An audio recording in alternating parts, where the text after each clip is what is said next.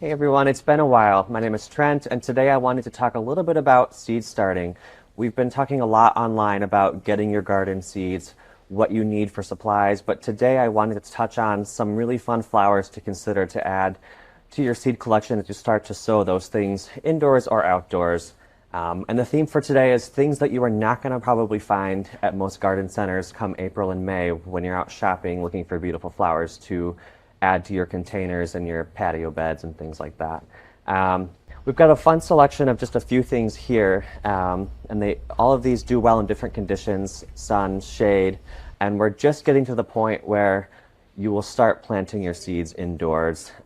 Some of your vegetables you will want to start earlier, but a lot of these seeds you want to start 6 to 8 weeks before the last frost, and for us that is the middle to end of March. And so some of these do well started in pots, others do well directly sown into the ground, and so depending on what you choose, you want to read the label and check that on the back. But some of my favorites that I have here are especially this cup and saucer vine. They are this beautiful morning glory type vine, and the little flowers on them look like bells. They're quite large, and they climb trellises very, very nice. If you're familiar with morning glories, they're similar habit as far as growth for that. On the other end of the spectrum, annual poppies are super, super beautiful. Small little dainty flowers, beautiful silky petals. You can't go wrong with those. So we'd love to have you come in and check these out. This is just a small sample of things, but if you want to have a really unique and fun spring and summer and show off some cool flowers, definitely consider doing some seed starting here.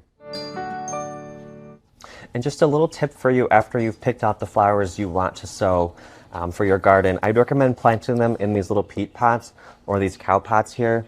They're a biodegradable material, and so as your plants grow and it finally comes time to put them outside, you can plant them directly into your pot or in the ground, and that's really helpful because it decreases the stress of the plant. A lot of these flowers don't want their roots messed with, and so this takes away that whole factor of unearthing them and putting them in soil and messing with all the roots, and so this will save you a lot of time and a lot of stress.